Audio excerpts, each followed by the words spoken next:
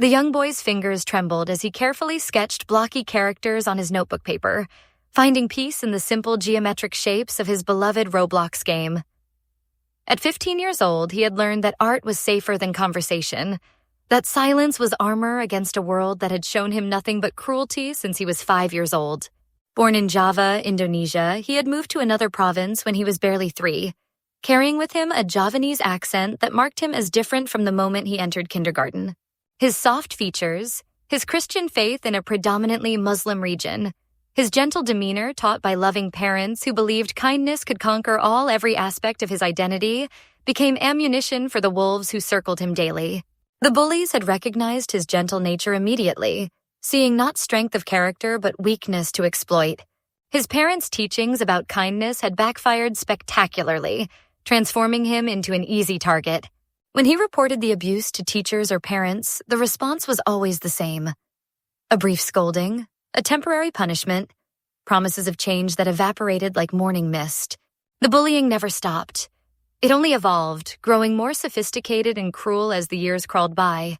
By 9th grade, he had become the stereotype he most feared, the introverted quiet kid, the one who speaks only when spoken to, who keeps his eyes down and his voice lower. The bullies found new material in his silence, making dark jokes about quiet kids and school shooters, their laughter echoing through hallways that felt more like prison corridors than places of learning. It was a Wednesday during break time when his carefully constructed world of silence finally shattered. He sat alone at his desk, pouring his soul into drawings of Roblox characters, the only friends who never judged him, never hurt him, never made him feel less than human. The leader of the bully group, who we'll call A, approached with that familiar predatory swagger. His hand shot out and snatched the paper from beneath the boy's pencil. "What is this blocky guy?" A sneered, his voice dripping with contempt.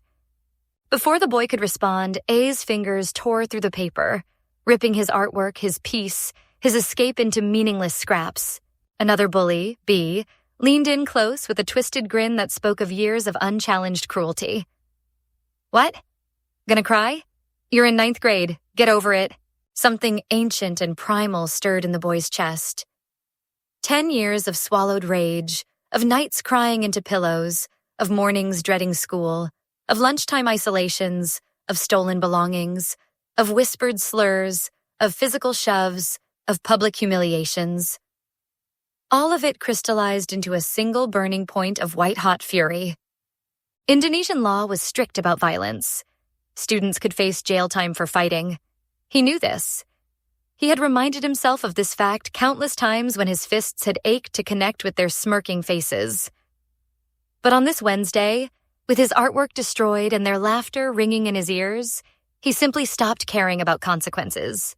He charged B like a wounded animal finally turning on its tormentors, tackling him to the ground with force born of years of suppressed aggression.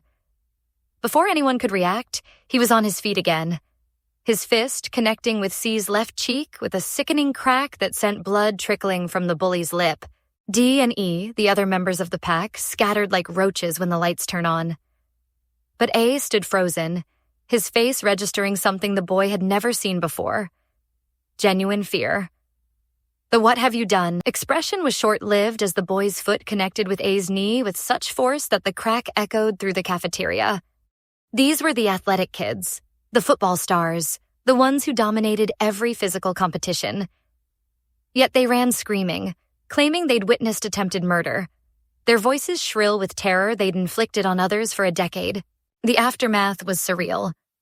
7 days of suspension, but no police involvement, no charges filed. A mystery that still puzzled him.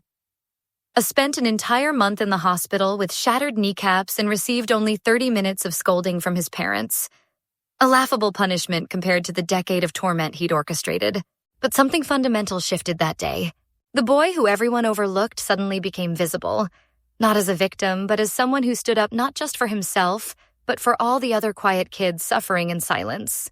In high school now, he walks different hallways where his former tormentors cross the street to avoid him, where he hasn't spoken a single word to them, where bullying has become a memory rather than a daily reality.